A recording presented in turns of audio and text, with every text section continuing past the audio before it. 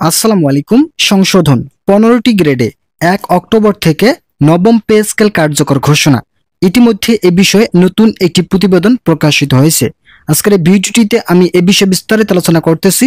আপনারা অবশ্যই ভিডিওটি প্রথম থেকে শেষ পর্যন্ত ধৈর্য সহকারে দেখবেন। ভিডিওটি শুরু করার পূর্বে এখনো যারা আমাদের এই চ্যানেলের নতুন সদস্য আছেন তারা সাবস্ক্রাইব করে পাশে থাকা বেল আইকনটি অল করে দিন। সরকারি চাকরিজীবীদের জন্য অবশেষে 15টি গ্রেড নির্ধারণ করা হলো। 2015 সালের অষ্টম বেতন স্কেলে 20 গ্রেড বাতিল করে নতুন আঙ্গিকায় গ্রেড সংখ্যা কমানো হয়েছে। অর্থ মন্ত্রণালয়ের নির্দেশক্রমে 15টি গ্রেড যৌক্তিক বলে গৃহীত হয়েছে। বাংলাদেশের 14 লক্ষ সরকারি চাকরিজীবীদের নবম পে স্কেল বাস্তবায়ন করার পাশাপাশি অবসরপ্রাপ্ত সরকারি কর্মকর্তা ও কর্মচারীদের জন্য থাকছে বিশেষ ভাতা। যারা অবসরে আছেন তাদের জন্য ভাতা বৃদ্ধি করা হয়েছে। পে কমিশনের চেয়ারম্যান জাকির আহমেদ খান বলেছেন, অর্থনৈতিক মোকাবেলায় অবসরপ্রাপ্ত সরকারি কর্মকর্তা ও কর্মচারীরা অনেকটাই হতাশ অবস্থায় আছেন, তাই তাদের জন্য নতুন খসড়ায় ভাতা বৃদ্ধি করছে কর্তৃপক্ষ। সরকারি চাকরিজীবীদের 12টি গ্রেডে 1.4 অনুপাতে বেতন কাঠামো সাজানোর পরিকল্পনা হাতে নিয়েছে পে কমিশন। সরকার 15টি গ্রেডে 1.4 অনুপাতে একটি ইনসাফ ভিত্তিক বেতন স্কেল বাস্তবায়ন গঠন করেছেন। চিকিৎসা ভাতা, শিক্ষা ও যাতায়াত ভাতা বৃদ্ধি করা হয়েছে বলে জানিয়েছেন পে কমিশন। শিক্ষা ভাতার ক্ষেত্রে এক সন্তানের জন্য 3000 টাকা এবং একাধিক সন্তানের জন্য 6000 টাকা নির্ধারণ করা হয়েছে। যাতায়াত ভাতা কমপক্ষে 2000 টাকা খসড়ায় চূড়ান্ত হয়েছে বলে জানিয়েছেন কর্তৃপক্ষ।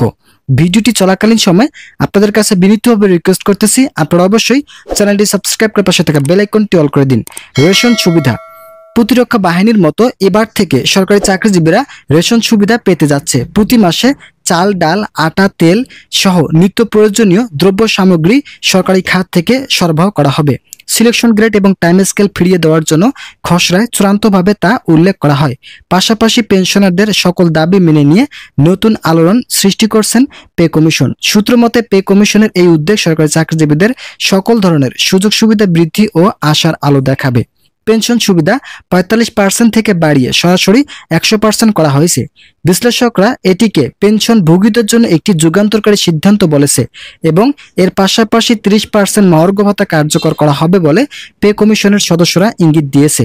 সবকিছু বিবেচনা করে প্রধান উপদেষ্টা ডক্টর ইউনূস চূড়ান্তভাবে অনুমোদন দিয়েছেন এই মাসের বেতনের সঙ্গে নতুন পে স্কেল কার্যকর করা হবে, শতভাগ নিশ্চয়তা প্রদান করা হয়েছে। নতুন বেতন স্কেল সরকারি চাকরিজীবীদের জীবনযাত্রার মান উন্নয়নে গুরুত্বপূর্ণ ভূমিকা রাখবে বলে মনে করা হচ্ছে। তবে চূড়ান্ত ঘোষণা অনুযায়ী 1 অক্টোবর একটি গেজেট প্রকাশের মাধ্যমে জানিয়ে দেওয়া হবে।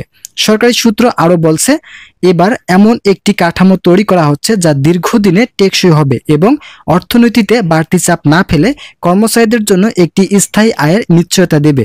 সম্প্রতি প্রধান উপদেষ্টা ডক্টর ইউনূস জরুরি বৈঠকের মাধ্যমে সরকারি চাকরিজীবীদের নবম পে স্কেল আগামী 1 অক্টোবর এর মধ্যে কার্যকর সিদ্ধান্ত জানিয়েছেন। রাজনৈতিক বিশ্লেষকরা বলছেন, নবম পে স্কেল কার্যকর হলে এর প্রভাব শুধু চাকরিজীবীদের ভেতর সীমাবদ্ধ থাকবে না, বরং দেশের সামগ্রিক অর্থনীতিতেও ইতিবাচক প্রভাব ফেলবে। তাই তাদের মতে এমন একটি কাঠামো তৈরি করতে হবে যা ধাপে ধাপে বাস্তবায়নযোগ্য এবং ভারসাম্যপূর্ণ হবে।